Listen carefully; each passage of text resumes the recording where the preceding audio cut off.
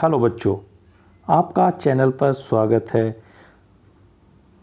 10वीं क्लास के रिजल्ट के बारे में बहुत सारे स्टूडेंट्स के क्वेश्चंस लगातार आ रहे हैं।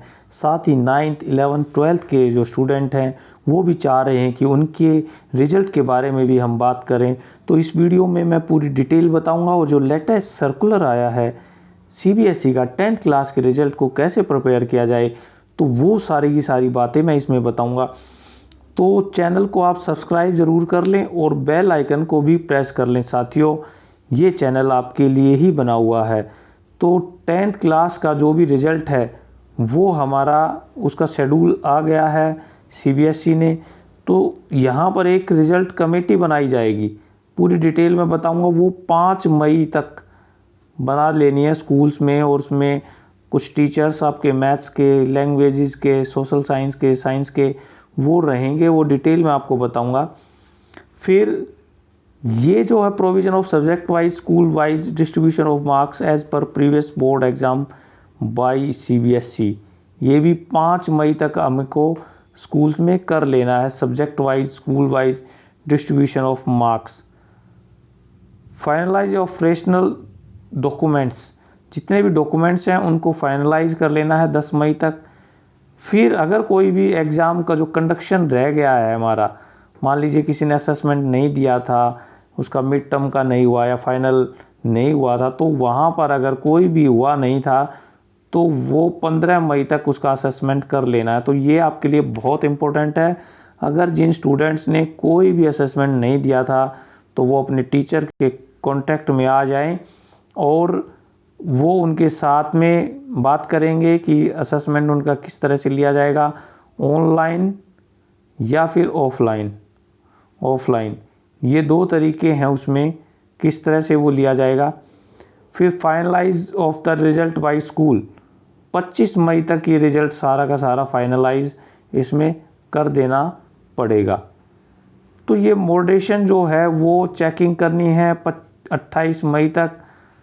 जितने भी मार्क्स हैं वो सबमिट कर देने हैं 5 जून तक, सारे सबमिट कर देने हैं। और इंटरनल असेसमेंट के जो मार्क्स हैं वो 11 जून तक ख़त्म करके सबमिट कर देना है। और जो डिक्लेरेशन है वो 20 मार्क्स तक हमारा आ जाएगा डिक्लेरेशन।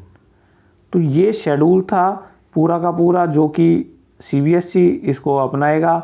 और मेन बातें अब मैं जो मेन सर्कुलर है उसके बारे में अब आपसे मैं डिस्कस करूंगा। तो आइए सर्कुलर पर आ जाते हैं, जो कि सर्कुलर जारी किया है कल यानी कि 1 तारीख को।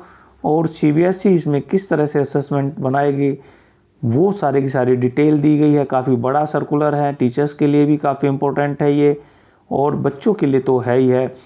तो मेन इसके की पॉइंट्स मैं आपको बताऊंगा जो कि आपके लिए आवश्यक हैं। यहाँ पर प्रिंसिपल्स को क्या करना होगा, एक कमेटी बनानी पड़ेगी और उसी के आधार पर सारा कार्य होगा। आपको पता है कि 100 मार्क्स का टोटल बनता है, जिसमें 20 मार्क्स तो इंटरनल असेसमेंट के और 80 marks year and based examination के होते हैं। तो जो इंटरनल मार्क्स हैं वो उसमें कोई चेंजेस नहीं है, जो पिछली बार का था वो उसी के अकॉर्डिंग हमारा करना है और 11 जून तक उसको कंप्लीट करना है। अब 80 मार्क्स का जो भी असेसमेंट है हमारा 80 मार्क्स का, उसको हमें जो टेस्ट है, एग्ज़ाम्स हैं, उसको देखना है। उसी के आधार पर हमने उसको एवल्यूएट करना है। और जो परफॉर्मेंस हमारे पिछली बार की परफॉर्मेंस है उसके अकॉर्डिंग ये सारा का सारा देखना है। तो ऐसा नहीं है कि कोई स्कूल बहुत अच्छे मार्क्स दे दे सभी बच्चों को, और ऐसा भी नहीं है कि बहुत बुरे मार्क्स दे दें। तो यहाँ पर जो एक मीडियम जो है उसको चेक करना है कि वो सही है या नहीं है, और रेस्टिनेट बनाने हैं उसके। तो ये यहाँ पर एक जो कॉन्स्टिट्यूट करनी है कमेटी कॉन्स्टिट्यूट करनी है, जिसमें 5 टीचर्स तो होंगे उसी स्कूल के, जो कि मैथ्स, साइंस, सोशल साइंस और लैंग्वेजेस के होंगे, और 2 टीचर होंगे जो पास के स्कूल के होंगे। तो ये मिलके एक कमेटी बना देंगे और उसके बाद में वो कमेटी ही सारे डिसीजन लेगी कि किस तरह से करना है। और सारे जो एविडेंस है, असेसमेंट है, उनको भी असेस वहाँ पे करना है। तो अब हम देख लेते हैं कि किस तरह से मार्क्स हमें मिलेंगे। साथियों, ये बहुत इम्पोर्टेंट है और इसको आपने कैलकुलेट भी करना पड़ेगा कि किस तरह से है। तो पीरियोडिक टेस्ट है वो हमारे 10 मार्क्स में से हमारे आएंगे।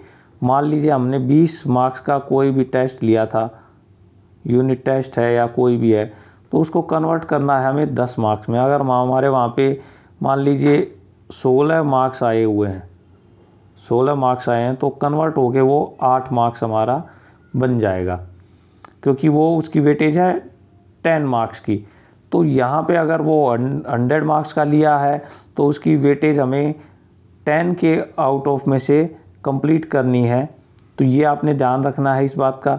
फिर हाफ ईयरली का जो है वो है 30 मार्क्स का। 30 मार्क्स का मान लीजिए यहाँ पे हाफ ईयरली हमारा 60 मार्क्स का कोई भी लिया गया था, 60 मार्क्स का, तो उसको कन्वर्ट करना है 30 मार्क्स में। मान लीजिए 60 में से 30 मार्क्स उसके आए हुए थे, तो इसको कन्वर्ट करेंगे, यानी कि उसका हाफ कर दिया, तो 30 मार्क्स में कन्वर्ट करने के लिए यहाँ पे 15 मार्क्स हमारे जुड़ जाएंगे। तो 8 पहले और 15 ये, तो इस तरह से हमारे जुड़ जाएंगे। और जो लास्ट जो है हमारा प्री बोर्ड का एग्ज़ाम्स है, जो कि बहुत सारे स्कूल्स में हुआ है, नहीं हुआ है, आपको भी पता है। तो प्री बोर्ड के एग्ज़ाम्स को 80 मार्क्स के में कन्वर्ट करेंगे। मान लीजिए ज़्यादातर प्री बोर्ड 80 मार्क्स में ही आए हैं, तो यहाँ पर आपके मान लीजिए 20 मार्क्स आए हैं इसमें, तो यहाँ पर कन्वर्ट होके ये 10 मार्क्स में कन्वर्ट हो जाएगा। तो इस तरह से आपके जो मार्क्स हैं वो कैलकुलेट हो जाएंगे। तो 23 और 2 33, 33 इसमें टोटल आए, और 20 मार्क्स का जो आपका इंटरनल एग्ज़ाम रह गया, 20 में से जो भी नंबर आएंगे, तो इस तरह से 33 प्लस में जो इंटरनल आए हैं। तो ये एक एग्जाम्पल दिया है मैंने जिस तरह से आपके मार्क्स यहाँ पर बनेंगे। और साथियों, 9वीं का और 11वीं का भी ऐसे ही बनना है आपका शेड्यूल। 9वीं और 11वीं का, मैं 12वीं के बच्चों के बारे में बात करूँगा और लास्ट में। जब तक आपके जो क्वेश्चन हैं वो कमेंट बॉक्स में ज़रूर बताते रहें।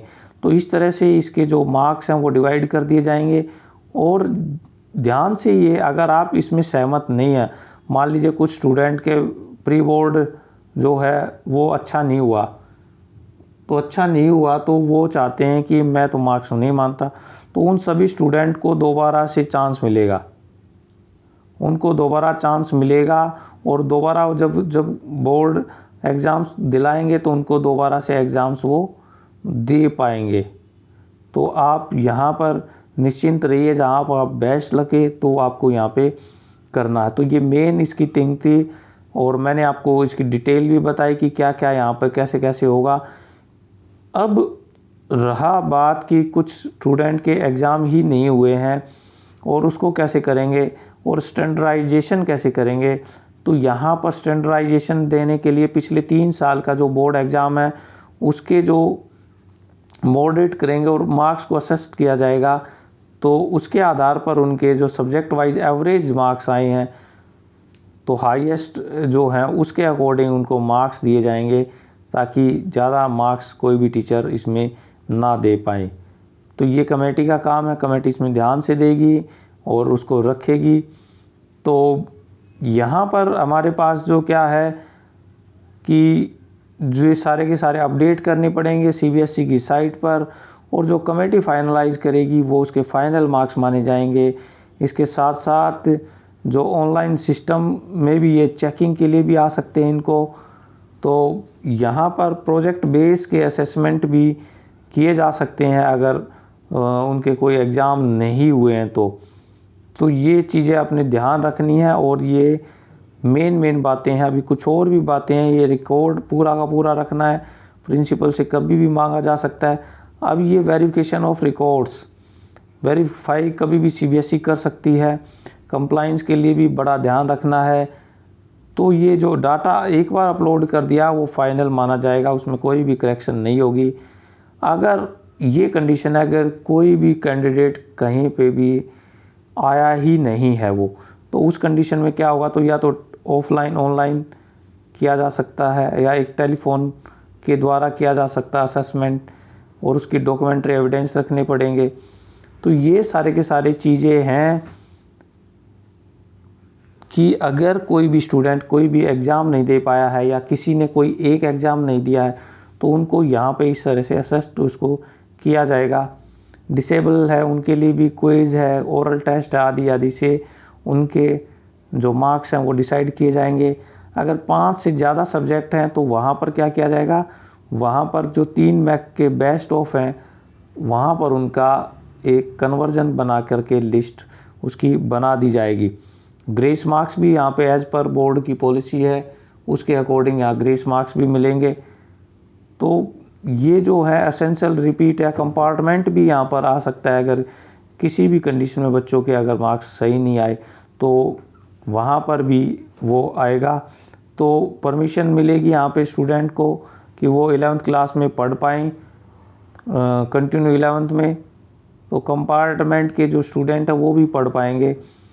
यहाँ पर ये बड़ी बात है कि इस बार वेरिफिकेशन ऑफ मार्क्स नहीं हो पाएगा, यानी कि रीएवल्यूशन के लिए जो बच्चे फॉर्म भरते हैं वो यहाँ पर नहीं हो पाएगा। तो ये मेन चीज़ें थी जो कि मैंने आपको बताई।